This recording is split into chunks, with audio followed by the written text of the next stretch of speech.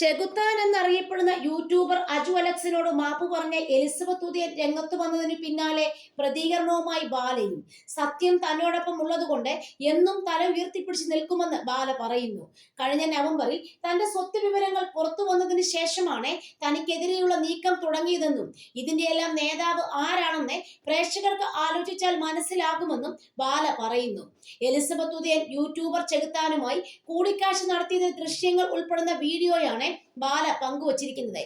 സ്വന്തം സ്വത്തിനെ കുറിച്ച് മുമ്പ് പറഞ്ഞൊരു അഭിമുഖത്തിലെ ദൃശ്യങ്ങളും ബാല ഇതിനൊപ്പം ചേർത്തിട്ടുണ്ട്. ഞങ്ങൾ ഒറ്റയ്ക്ക് നിന്നാലും തല ഉയർത്തിപ്പിടിച്ച് തന്നെ നിൽക്കും. കാരണം സത്യം ഞങ്ങളോടൊപ്പം ഉണ്ട്. നവംബർ മാസം മുതൽ ഞാൻ പറയുന്ന കാര്യങ്ങൾ ഒന്നുകൂടി ഞാൻ പറഞ്ഞു തരാം. ഇന്നലെയും പറഞ്ഞ കാര്യങ്ങൾ ഒന്ന് ഓർക്കണം. ഈ പ്ലാൻ അറ്റാക്ക് ഒരാളല്ല ചെയ്യുന്നത്, 4-5 പേരാണ് ചെയ്യുന്നത്. അതിന്റെ ഹെഡ് ആരാണെന്ന് ആലോചിച്ചാൽ നിങ്ങൾക്ക് മനസ്സിലാകും. വളരെ പ്ലാൻ ചെയ്താണ് ഇവർ ചെയ്യുന്നത്. നിയമപരമായി ആദ്യം എന്റെ വായടച്ചു. ഇപ്പോ അവർക്ക് എന്തും ചെയ്യാം എന്ന അവസ്ഥയാണ് ബാലയുടെ വാക്കുകൾ. തുടർന്ന് ബാല പഴയ കുറെ വീഡിയോ ക്ലിപ്പുകൾ വീഡിയോയിൽ ചേർത്തിട്ടുമുണ്ട്. എലിസബത്ത് യൂട്യൂബർ ചെകുത്താന് കൈ കൊടുക്കുന്ന രംഗം വീഡിയോയിൽ ഉൾപ്പെടുത്തിയിട്ടുമുണ്ട്. മറ്റൊന്നിൽ ബാല പറയുന്നത് തന്റെ സ്വത്ത് വിവരങ്ങൾ പുറത്തു വന്നതിന് ശേഷം തനിക്ക് മനസ്സമാധാനം ഇല്ലാതെയായി എന്നാണ്. എന്റെ സ്വത്ത് 250 കോടി ഉണ്ടെന്ന് തമിഴ്നാട്ടിൽ ന്യൂസ് വന്നു കഴിഞ്ഞു.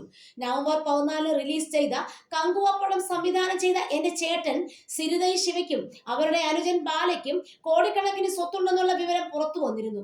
ആ വാർത്ത എപ്പോ പുറത്തു വന്നോ അന്ന് മുതൽ എനിക്ക് മനസ്സമാധാനമില്ല.